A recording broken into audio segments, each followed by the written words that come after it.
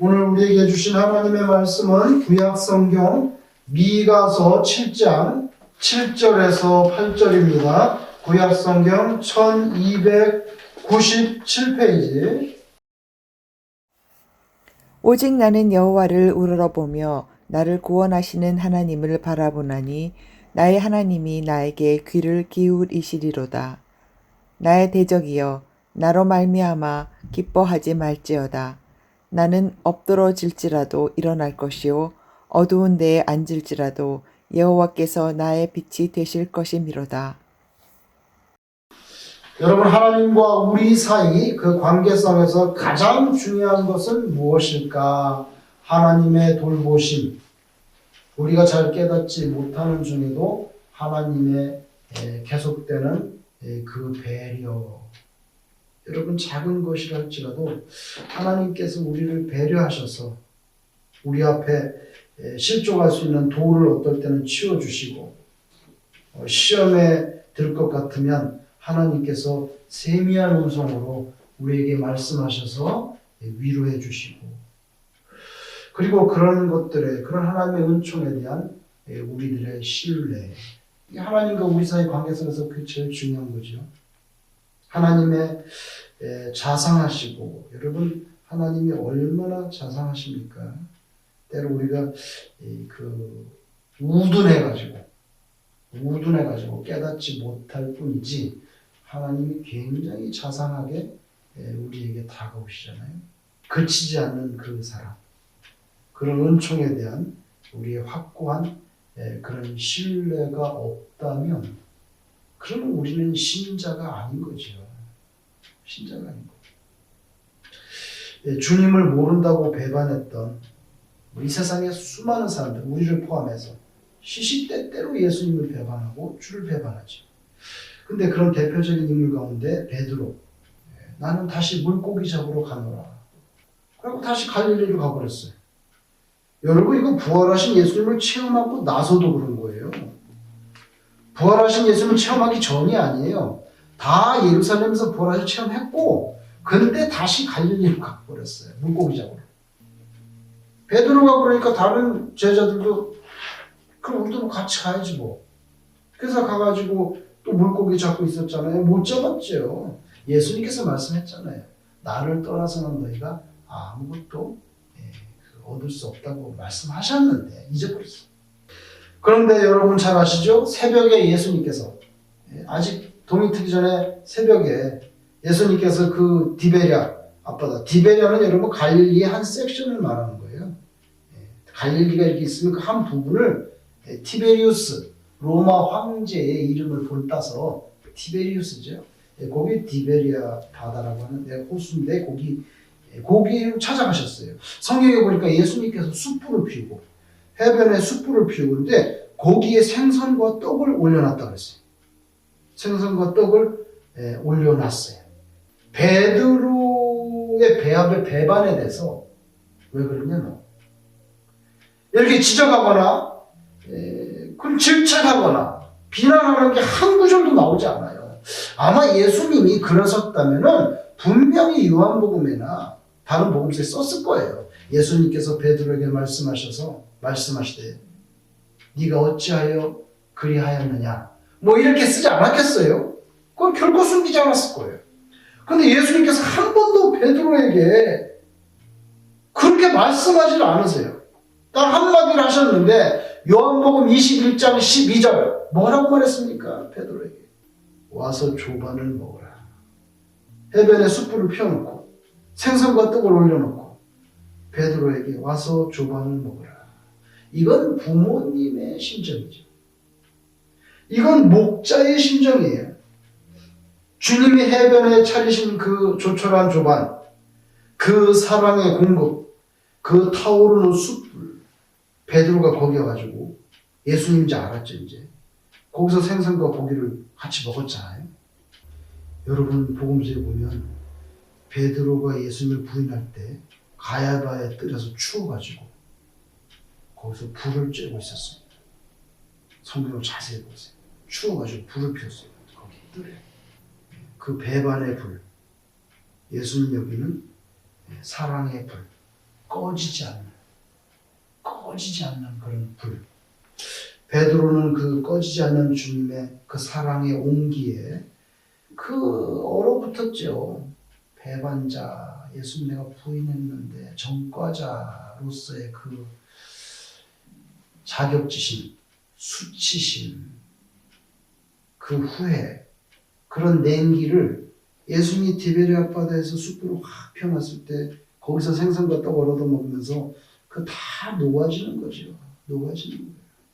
그래서 죽었던 영적인 정체성, 내가 예수님의 제자라고 말할 수 있을까? 모른다 그랬는데, 그런 죽었던 그 베드로의 영적인 정체성이 다시 살아납니다.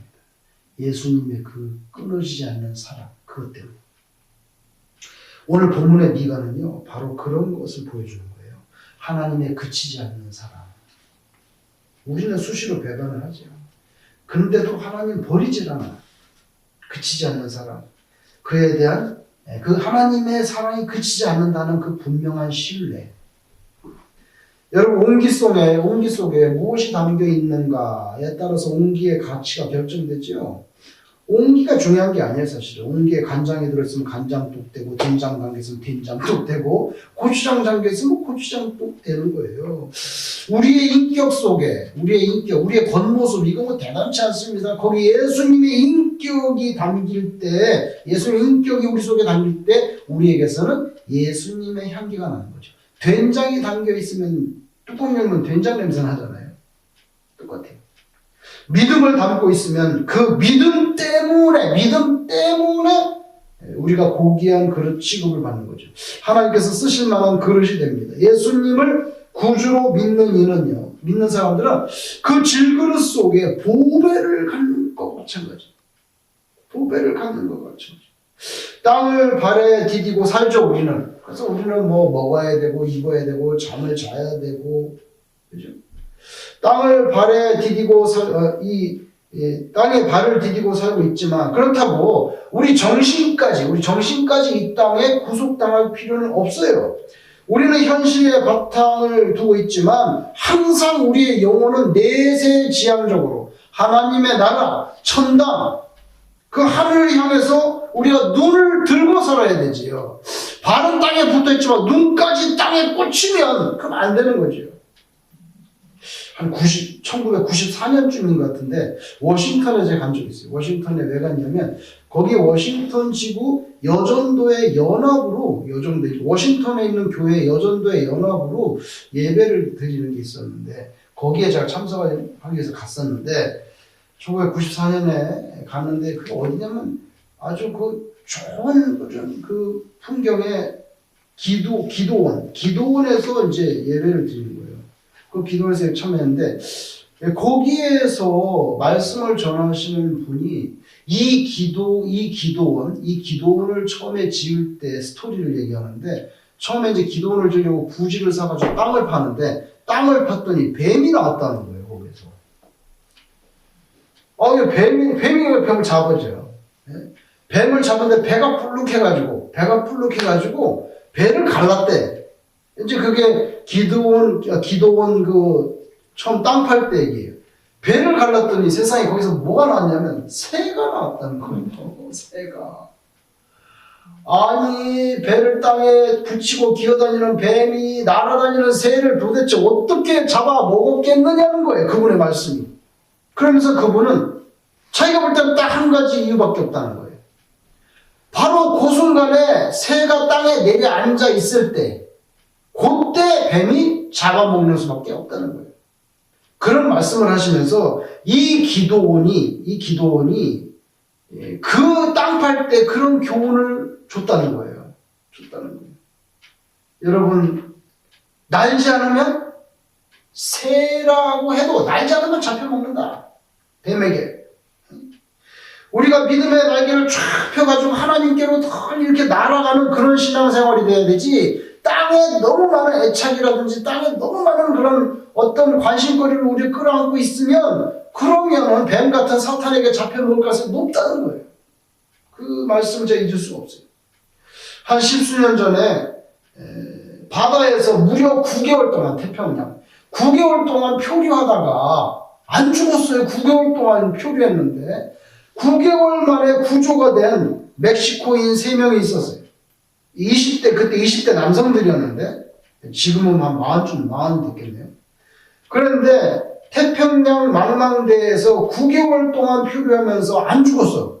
새를 잡아먹고 물고기를 잡아먹고 비가 오면 빗물을 받았다가 아껴서 그 빗물을 먹고 9개월 동안 또 돌아다니다가 대만 국적의 참치 잡는 그 참치잡이 어선에 의해서 구조가 됐는데 2006년 8월 16일에 구조가 됐어요. 그 전에 2005년 10월 달에 멕시코에서 해변에서 청년 5명이 탔어요. 상어 잡으러 간다고. 2주 계획하고 탔는데 그만 그 배도 조그만 배 10m도 안 되는 길이가 10m도 안 되는 배를 타고 2주 계획으로 탔는데 강풍이 불고 급류가 돼가지고 배가 그냥 떠내려가 버렸는데 모터가 고장났어요. 배 모터가. 아 이거 돈도 없잖아요. 이거. 아 이거 영화에서 나오는 정말 우리 그런 영화 있었잖아요. 그죠? 네, 영화 있었잖아요. 아 그런데 9개월 동안 안 죽었어요. 5명 탔는데 2명은 죽었어. 왜 죽었냐 했더니 거기 뭐 다 날것으로 먹어야 돼. 쿡이 안 되니까. 근데 날것을 도저히 먹을 수가 없다는 거예요. 그래갖고 굶어서 죽어가지고 할 수 없이 바다에 버렸대. 그 3명만 살았는데 그분들이 20대 청년들이 9개월 만에 이제 구조를 받아가지고 기자들이 막 와가지고 난리가 났어요. 기자회견을 하는데 어떻게 당신들은 9개월 동안 살 수가 있었냐 했더니 뭐 며칠 동안 굶는 거는 뭐 수도 없고 한 마리 물고기 잡아서 셋이 나눠 먹고 겨우 그렇게 빗물 받아 먹고 살았는데 우리가 의지한 것은 딱 2가지다.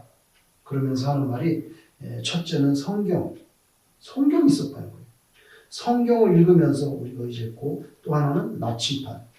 그래서 우리가 의지한 것은 2가지밖에 없는데 성경과 나침반이 있어가지고 우리는 사실은 죽지 않을 수 있었다. 그렇게 진짜로 기자회견하는데 멕시코 사람들이 그렇게 기자회견하는 거 제가 본 적이 있습니다. 여러분 말씀이 우리를 살려요. 말씀이 우리를 살려요. 위기 때. 때로 여러분들은 살면서 절망하고 허탈할 때가 있죠. 우리 인생이기 때문에. 그런 때에는요. 우리의 삶을 지탱해주는 떠받치는 우리의 삶을 무너지지 않도록 떠받치는 그런 기둥이 있어야 돼요. 그건 바로 우리 구주 예수 그리스도를 향한 그런 확고한 믿음이라고 하는 이 두꺼운 그런 기둥이 있어야 될 줄로 믿습니다. 그거 없으면 죽는 거예요. 우리 삶이 얼마나 여러분 이렇게 깊은 계곡에 어둠의 그림자가 들이우듯이 서늘하잖아요. 아주 그 분위기가. 우리 삶이 그렇게 될 때가 있죠. 그런데 그럴 때에도 여러분 계곡이 우리 삶이 참 깊은 계곡 가운데로 빠져 들어가는구나 해도 그와 비례해서 산봉우리도 그만큼 오히려 또 높아진다는 것. 여러분 우리에게 슬퍼할 일, 또 뭐 인생의 굴곡 이런 거 경험하지 않는 사람 없습니다. 삶의 희비와 그 정서적인 막 우둘두둘한 요철, 불균형 이런 거 전혀 경험 안 하고 평생 편안하게 그렇게 사는 사람 없습니다, 여러분. 없어요. 겉으로 그렇게 보일지 모르지만 그렇지 않아요. 속으로는 다 깊은 고민과 절망거리들이 있죠. 오늘 본문의 미가 선지자도 생각해보니까 나라가 한심한 거예요. 통곡을 합니다. 읽어보면 이 나라의 이스라엘의 삶 속에 정의라는 건 다 사라졌고요. 그 다음에 자비라는 게 없다는 거예요. 자비, 무자비한 사회가 됐다는 자비가 없고 그 다음에 하나님 앞에 겸손한 모습으로 살려고 하는 인생들이 안 보인다는 거예요. 미가가 읽어보면 다 그 내용들입니다. 불의와 부패가 만연한다는 거. 그래서 하나님의 책망과 징계가 다가오는데도 이스라엘은 깨닫지 못한다는 그런 통곡한 상황에 놓여 있다는 거예요. 미가는 그 속에서 인간적으로는 낙심하게 됩니다. 낙심하게 돼요. 여러분 호박을 좋아하세요? 호박 중에 좋은 호박을 어떻게 고르냐면은 제가 옛날에 그 보니까 좋은 호박을 어떻게 분별하느냐 했더니 호박에 이렇게 호박 표면에 골이 있는데요.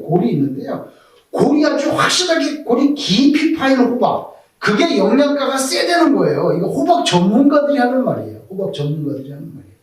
그래서 이렇게 무덤덤하지 말고 골이 깊이 파진 거. 호박에 파인 선이 뚜렷하고 깊은 거. 그게 호박 중에는 식품 영양학적으로 최고의 가치를 갖는다는 것입니다. 인생의 진가도 그래요. 굉장한 그런 역경을 겪은 후에 그렇게 골이 깊어진 사람이 속도 깊어지는 거죠. 시편 71편 20절에 이런 위대한 고백이 있어서 여러분에게 소개합니다. 시편 71편 20절에 이렇게 말씀합니다. 이 신자는요, 우리에게 여러 가지 심한 고난을 보이신 주께서 우리를 다시 살리시며 땅 깊은 곳에서 다시 이끌어 올리시리이다. 이렇게 고백합니다. 자기 삶 가운데 여러 가지 심한 고난이 많았다는 거예요. 인정합니다. 그런 심한 고난을 보이신 주께서 우리를 다시 살리시며 땅 깊은 곳에서 다시 이끌어 올리시리이다. 여러분, 하나님께서 우리 인생에 얼마만큼의 기회를 주시는가? 마지막 최후 순간까지입니다. 죽을 때까지. 우리의 숨이 끊어질 때까지. 그러니까 하나님께서 우리에게 주시는 기회는 항상 현재 진행형입니다. 요나를 생각해 보세요. 큰 물고기 뱃속에서도 기회를 얻었잖아요. 하나님께 기도해가지고. 그래서 제기해서 선지자의 사명을 감당을 했죠. 결국에는 니느웨에 가서. 베드로를 생각해 보세요. 주님 모른다고 3번씩이나 부인했지만 오늘날까지도 여전히 베드로는 예수님의 수제자로 버젓이 인정받고 있습니다. 배반과 낭망의 낭떠러지로 완전히 굴러 떨어졌어요. 사실 요나도 그렇잖아요. 요나도 예수님 하나님 말씀하는데 도망치고 베드로를 모른다고 부인하고 그렇게 됐지만 다시금 일어나서 복음의 전사가 됐죠. 요나가 잘나고 베드로가 위대해서가 아닙니다. 하나님의 은혜가 크기 때문에. 그 때문이죠.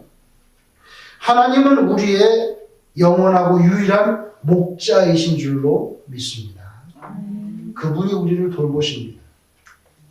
그분이 우리를 먹이시고 입히시고 그리고 무엇보다 중요한 거 우리로 하여금 예배하는 인생이 되게 하시죠.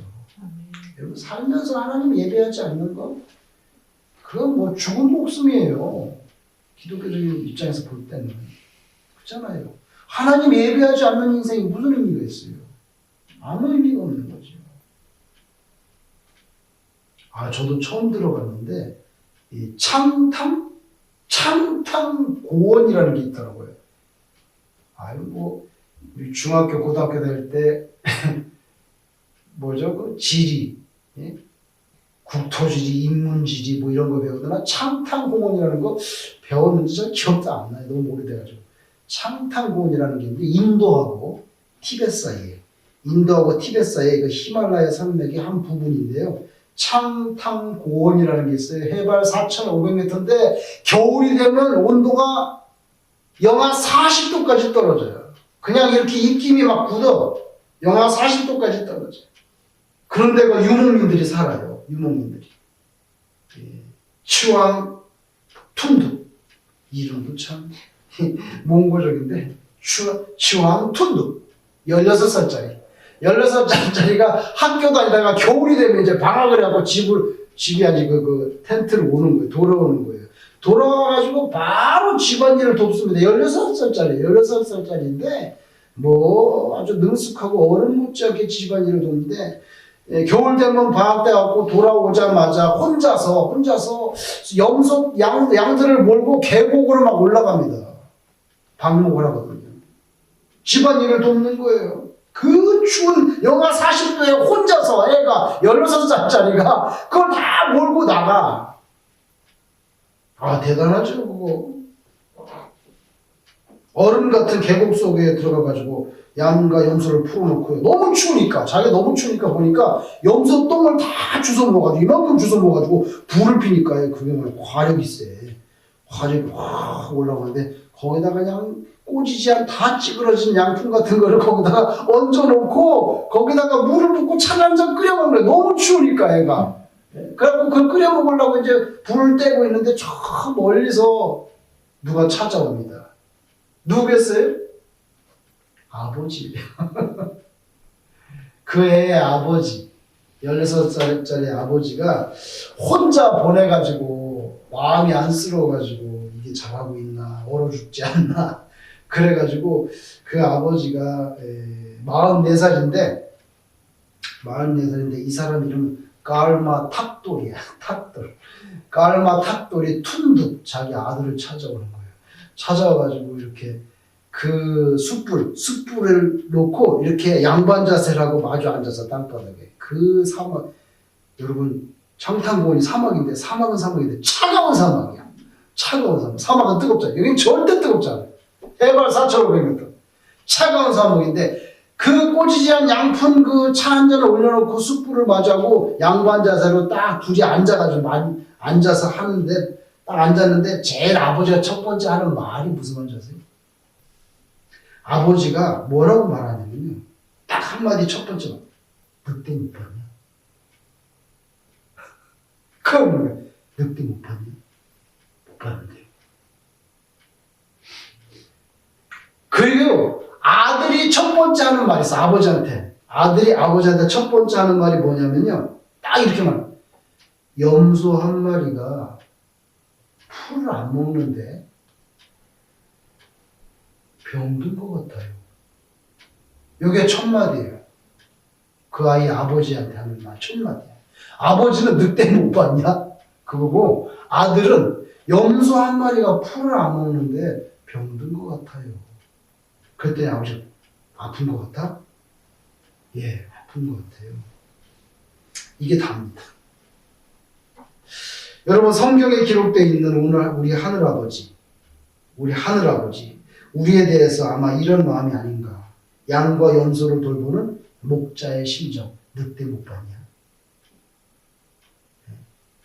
우리의 경계의 대상은 언제나 사탄의 세력이죠. 사탄의 세력. 주의를 요합니다. 아들 툰둡의 관심도 오직 한 가지 염소예요. 그 끌고 나오는 양을 그 보니까요 한 150에서 200마리 정도 되겠더라고. 150에서 200마리고요 눈보라가 치고 잘 보이지도 않아. 그런데 어떻게 그 가운데서 한 마리가 풀을 잘 안 먹고 있다는 거, 그리고 그것이 얼마나 심각하다는 것을 그렇게 딱 알아차리고 있냐면 16살짜리가. 예? 그거 어떻게 다 150마리, 200마리 그 풀 뜯어 먹는지 어떻게 다 관찰을 해? 그런데 아버지한테 딱 하는 말이 염소 한 마리가 풀을 잘 안 먹는데요? 아픈 것 같아요. 참 저는 깜짝 놀랐어요. 그 말을 듣고. 얼마나 그 관심이 있는지 양떼에 대해서. 대본에 어떻게 이렇게 알아차렸느냐. 온 마음이 거기로 가 있는 거죠. 디베랴 앞바다에서 숯불을 피우고 베드로에게 말씀하신 주님의 부탁 딱 한 가지였죠. 뭡니까? 내 양을 치라. 내 양을 먹으라. 딱 그 한 말씀밖에 없었어요. 이거 목자의 심정이에요. 목자의 심정이에요. 하나님께서 우리를 바라보실 때 그와 같은 목자의 심정이신 줄로 믿습니다. 아니면 사실 더 심해요. 성경에 우리의 머리카락까지 다 헤아리신다 그랬죠. 제 생각에는 여러분이 밥을 잘 먹는지 안 먹는지 다 관심이 있어요. 하나님. 그죠? 머리카락까지 다 헤아리신다는 그 표현 사실이고 진심이죠. 오늘 본문의 미가 선지자는 우리에게 대단한 믿음을 보여줍니다. 뭐라고 말씀합니까? 오직 나는 여호와를 우러러보며 나를 구원하신 하나님을 바라보나니. 현실은 되게 어려워요. 나라의 정의가 무너졌고 무자비하고 하나님 앞에 겸손한 것이 보이지 않고 우상 숭배가 가득 차고 그렇지만 나는 여호와를 우러러보며 나를 구원하신 하나님을 바라보나니. 여러분, 우러러보며 바라본다는 거, 이것은요 하나님의 주권적인 그 능력, 그 개입을 기대하면서 하나님의 능력이 임하실 거예요. 하나님께서 해결하실 거예요. 하나님께서 역사하시고 도와주시고 마침내 우리를 인도하실 거예요. 그거 기대하면서 기다리는 거죠. 하나님께서 나의 개인사, 또 이 시대의 역사에 개입하시고 역사의 주인이시다. 우리 하나님, 전능자 하나님, 역사의 주인, 내 삶의 주인, 목자. 확신이지요. 오늘 8절에 그래서 나는 엎드러질지라도 일어날 것이요. 엎드러질지라도 일어날 것이요. 자신의 믿음을 고백합니다. 내 대적들은 내가 넘어지는 것 때문에 기뻐하지 마라. 왜? 하나님께서 날 다시 일으키신다. 기뻐할 일이 아니야. 여러분, 미가가 말하는 대적은 누군지 아세요? 유다 왕국을 침략해서 멸망시킨 이방 국가들입니다. 나의 대적이요, 나로 인하여 기뻐하지 마라. 내가 지금 이렇게 넘어져 있다고 기뻐하지 마라. 난 엎드러질지라도 일어날 거야. 하나님이 나를 도와주시기 때문에 나 일어난다. 그러니까 지금 그렇게 좋아하지 말라고. 하나님께서 자기 백성을 결코 버리지 않으실 것을 믿고 있기 때문에. 여러분, 이건 비단 국가적인 차원뿐만 아니라 여러분의 개인 인사적, 개인적으로도 적용되지 못할 이유는 전혀 없습니다. 우리의 삶이 때로 힘들고 어렵고 넘어져 있고 피가 흐르고 있다 할지라도 사탄아, 너무 기뻐하지 마라. 나는 엎드러질지라도 다시 일어난다. 하나님께서 내 손을 붙잡고 일으키시기 때문에. 여러분, 미가는 사람 이름이죠. 근데 미가의 원래 말은 뭐냐면 미카예후의 약자입니다. 이게 미카예후인데 그 미가라고 말하는. 근데 미카예후가 뭔지 아세요? 미카예후, 미는요 이게 후, WHO, 누구냐 이런 뜻입니다. 예후는요 여호와를 말하는 거예요. 여호와. 그 안에 카는요 like. 그래서 미카예후의 약자가 미가인데요. 미카예후를 그대로 번역하면 Who is like Yahweh 이런 뜻입니다. Who is like Yahweh? 도대체 누가 여호와와 같은 분이 계시냐? 이름이 미카예후. 누가 여호와와 같으신 분이 계시냐? 그죠? 이 세상에 여호와 하나님 같은 전능하신 참신이 또 어디에 있다는 말이냐? 이 뜻입니다. 미가는 이미 그 이름 자체가 미카예후. 도대체 여호와 하나님 같으신 분이 누가 있느냐? 그 이름 자체가 병들고 낭망에 있는 이스라엘에게 큰 메시지를 던져줍니다. 이 땅에 사는 동안에 고난이 없을 수는 없죠. 고난은요, 인생이라고 하는 그릇에 담겨있는 내용물입니다. 그래서 고난을 피하려고 한다는 거, 그거는 인생을 부인하는 거예요. 그럴 수가 없어요. 여러분이 시시때때로 경험하게 되는 각종 고난, 그거 부인하고 거부할 수 없죠. 그거 현실이에요. 중요한 것은 그러한 고난 속에 숨겨진 의미, 그 고통을 통해서 하나님께서 나에게 무엇을 가르치려고 하는가, 그것을 찾아야 되는 거죠. 찾아야 되는 거죠. 여러분요, 인간은요, 어려움이 오잖아요. 막 슬픈 일도 오고, 힘든 일이 막 옵니다. 어깨를 짓누르고요. 막 허리가 아파서 일어나지 못할 정도로 우리에게 막 이 압도적으로 누르는 그런 심리적인 부담감, 감정 노동들이 있잖아요. 인간은요, 그런 고통을 맞닥뜨릴 때 그들은 고통을 싫어합니다. 그런 고통을 싫어하는데 그런 고통들을 증오하는 거예요. 우리가 성경적인 의미에서 볼 때 증오하는 것은 딱 한 가지일 때 뭐냐면 그 고통을 통해서 하나님의 레슨, 하나님의 교훈을 건져 올리지 못할 때, 그럴 때는 그게 싫고 밉고 증오스럽죠. 왜 나한테 이런 고통을 도대체? 그 고통 속에서 우리에게 가르쳐 주신 하나님의 그런 의미를 찾지 못할 때, 그러면 그거는 꽝이야. 고생만 진탕하고 뭐 남는 게 없어요. 이 땅에서 당하는 고난, 그 스트러글 하는 거, 거기에만 눈에 초점을 맞추면 절망과 눈물이 그치지 않습니다. 그러나 참 신앙인은 오늘 본문에 나타난 미가 같은 거예요. 나 엎드러진다는 거, 엎드러져 있다는 거, 넘어졌다는 거 인정한다. 그러나 사탄아 너무 좋아하지 마. 난 엎드러졌자 다시 일어난다. 왜? 나는 여호와를 우러러보고 나를 구원하시는 하나님을 바라보고 있기 때문에 다시 일어난다. 그 믿음을 가지고 지금 미가가 사는 거죠.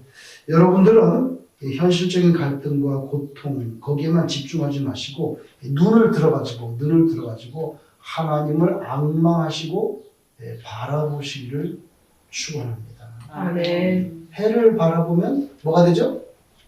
해바라기가 되는 거죠. 해바라기. 돌아가죠. 고개가 돌아가죠. 해 따라서 돌아 해바라기가. 그죠? 해를 바라보면 해바라기가 됩니다. 여러분 우리는 주님을 앙망하고 주님을 바라보니까 뭐가 됩니까? 주바라기가 되는 것입니다.